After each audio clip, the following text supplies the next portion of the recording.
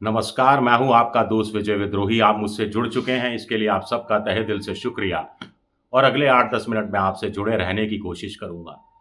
तो राहुल गांधी जम्मू कश्मीर में थे, मल्लिकार्जुन खड़गे के साथ थे और उन्होंने एक तरह से बाकायदा घोषणा कर दी कि नेशनल कॉन्फ्रेंस के साथ उनका समझौता होगा और कहीं न कहीं इशारा किया कि कार्यकर्ताओं का सम्मान किया जाएगा, कार्यकर्ताओं की इज़्ज़त के आधार पर समझौता किया जाएगा।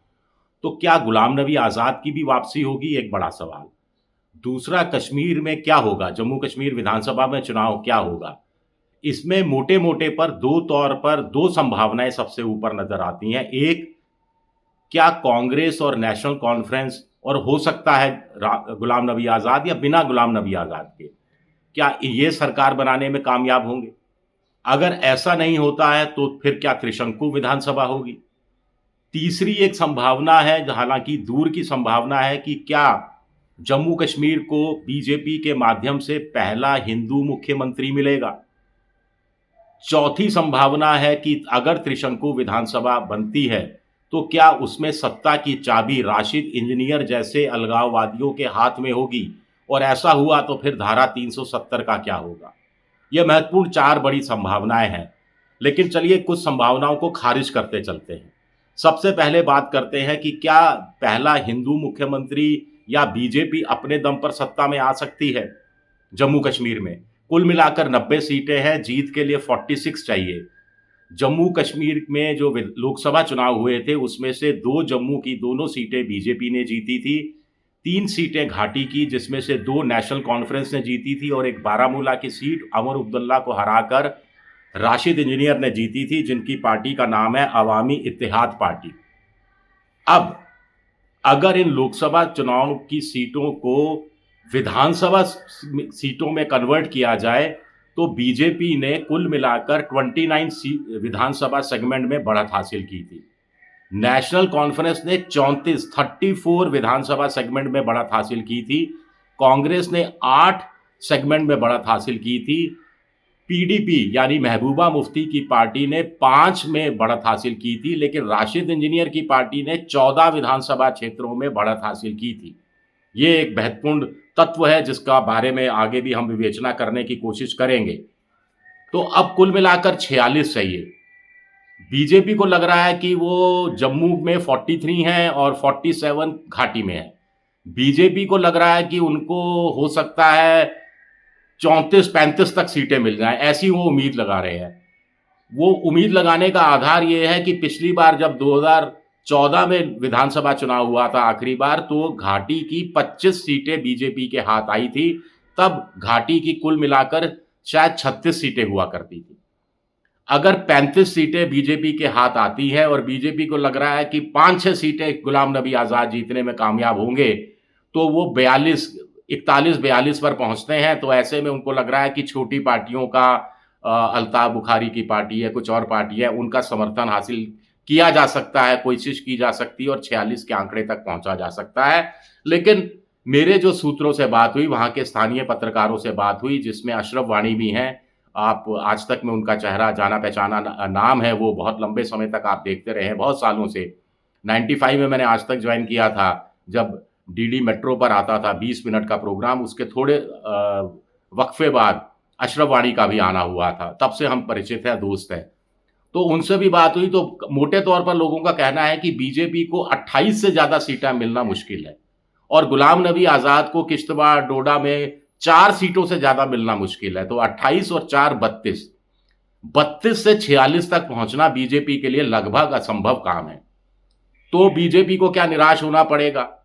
पीडीपी उनके साथ समझौता करेगी नहीं, महबूबा मुफ्ती की पार्टी क्यों नहीं करेगी? उसके कारण आप जानते हैं, पिछली बार जो उनके बीच में समझौता हुआ था, बड़ी खटास पैदा हुई थी और उस खटास का महबूबा मुफ्ती की राजनीतिक विरासत को बड़ा चोट पहुंची थी। घाटी में उनकी स्थिति और ज़्यादा खराब हो गई थी।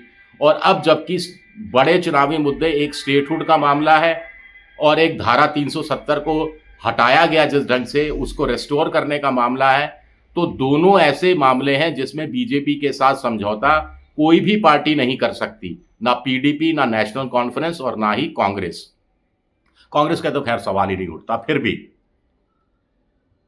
ये दोनों जो मुद्दे हैं ये बीजेपी के खिलाफ जाते हैं, क्योंकि स्टेटहुड बीजेपी ने छीना था। और अगर आप बीजेपी कहती है कि हम स्टेटहुड वापस कर देंगे तो लोग कहेंगे कि आप ही ने छीना था, आप वापस कर दोगे तो क्या एहसान करोगे। तो बीजेपी की संभावना शून्य करीब करीब लगती है, ये बात कही जा रही है। अब कांग्रेस और नेशनल कॉन्फ्रेंस ने 34 विधानसभा क्षेत्रों में बढ़त हासिल की थी, कांग्रेस ने 8 ने, तो कुल मिलाकर यह 42 होता है।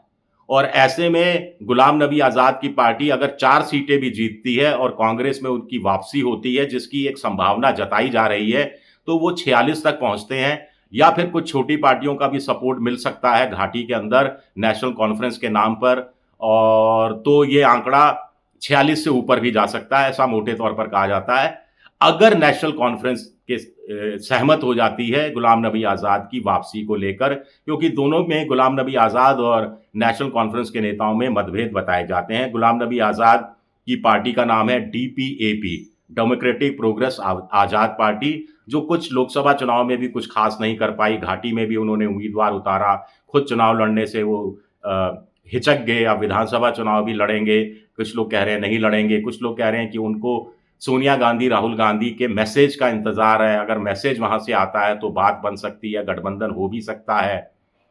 कुछ लोग कह रहे हैं कि जिस ढंग से उन्होंने राहुल गांधी की मलामत की थी और जिस ढंग से कहा था कि समझते नहीं है मुद्दों को, कोटरी से घिरे रहते हैं, तो वो चीज़ें, मलाल जो था वो जाने वाला नहीं है। लोकसभा चुनाव में कांग्रेस ने जो अच्छा प्रदर्शन किया उसके बाद गुलाम नबी आज़ाद ने ज़रूर राहुल गांधी के नेतृत्व की सराहना की थी, उसको एक संकेत के रूप में देखा जा रहा है। गुलाम नबी आज़ाद की पार्टी के भी बहुत सारे लोग वापस कांग्रेस में चले गए हैं, तो गुलाम नबी आज़ाद को भी शायद लगता है कि अगर समझौता करना है तो बीजेपी से समझौता करने से अच्छा शायद ये रहेगा कि कांग्रेस के साथ समझौता किया जाए, लेकिन वो सब अभी दूर की कौड़ी लगता है।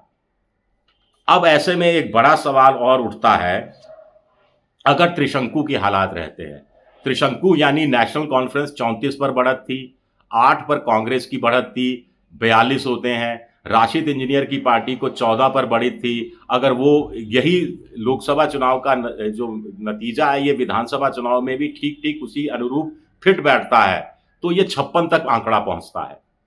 लेकिन यहां एक बड़ा सवाल उठता है, क्या कांग्रेस धारा 370 को दोबारा लगाने के लिए तैयार हो जाएगी? उमर अब्दुल्ला कह चुके हैं कि हम विधानसभा में पारित कराएंगे विधेयक, ताकि धारा 370 और स्टेटहुड को लेकर भी विधेयक पारित कराया जाएगा। तो ऐसे में मामला थोड़ा सा खिचड़ी बनती हुई दिखाई दे रही है, ऐसा आमतौर पर वहां के लोगों का भी कहना है। लेकिन मुद्दे बेसिकली धारा 370 है, जिस पर एक तरह से रेफरेंडम हो सकता है, और दूसरा स्टेटहुड का दर्जा। वहां के लोगों का कहना है, कश्मीर के लोगों का, कि स्टेटहुड का दर्जा तो बीजेपी को झक मार के देना ही पड़ेगा। कुछ लोग इसको कश्मीर के जो चुनाव में और स्टेटहुड के मुद्दे को अमेरिका में कमला हैरिस के राष्ट्रपति बनने ना बनने से जोड़कर देख रहे हैं। उनका कहना है कि कमला हैरिस अगर राष्ट्रपति बनी तो वो कश्मीर को लेकर बड़ा एक सेंसिटिव भाव रखती हैं। हालांकि वो भारत के अंदरूनी मामलों में दखल माना जाएगा, तो मैं उस बहस में नहीं पढ़ना चाहता। कुछ पत्रकारों ने कहा तो मैंने वो आप तक पहुंचाने की कोशिश की। लेकिन अभी हाल ही में लेफ्टिनेंट गवर्नर को जैसे अधिक अधिकार दिए गए हैं, ट्रांसफर पोस्टिंग का भी अधिकार दे दिया, मुकदमा चलाने या ना चलाने का भी अधिकार दे दिया, लॉ एंड ऑर्डर भी दे दिया, पुलिस भी दे दी, तो उसके हिसाब से तो ऐसा लगता नहीं है कि केंद्र सरकार बीजेपी यानी जो बीजेपी की केंद्र सरकार है एनडीए की, वो जम्मू कश्मीर को पूर्ण राज्य का दर्जा देने के लिए आसानी से तैयार हो जाएगी, ऐसा अभी तक लगता नहीं है। हाँ, एक और बात, डिलिमिटेशन बीजेपी ने कराया, लेकिन लोकसभा चुनाव में कोई फायदा नहीं हुआ। उल्टा पिछली बार 2014 में बीजेपी ने 30 विधानसभा क्षेत्रों में बढ़त हासिल की थी लोकसभा चुनाव के हिसाब से, इस बार 29 में ही बढ़त हासिल की।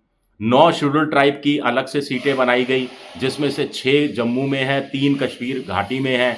लेकिन उन 6 सीटों में भी जहां जहां वोट पड़े वहां बीजेपी के खाते में कम वोट गया, पिछली बार के मुकाबले कम वोट गया, यानी एसटी सीटें करना का भी कोई फायदा उनको मिला नहीं है। लोकसभा चुनाव में तो नहीं मिला, विधानसभा चुनाव में भी अगर नहीं मिला तो क्या हालत होगी, और मिला तो क्या कहानी पलट भी जाएगी।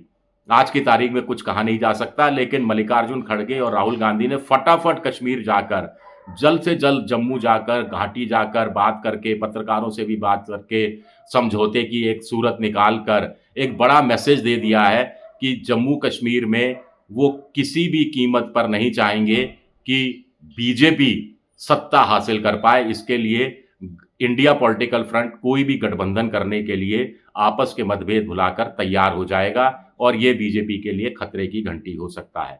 शुक्रिया मेरा वीडियो देखने के लिए, बहुत बहुत शुक्रिया। पसंद आए तो लाइक कीजिए, सब्सक्राइब कीजिए, शेयर कीजिए। शुक्रिया, बहुत बहुत शुक्रिया।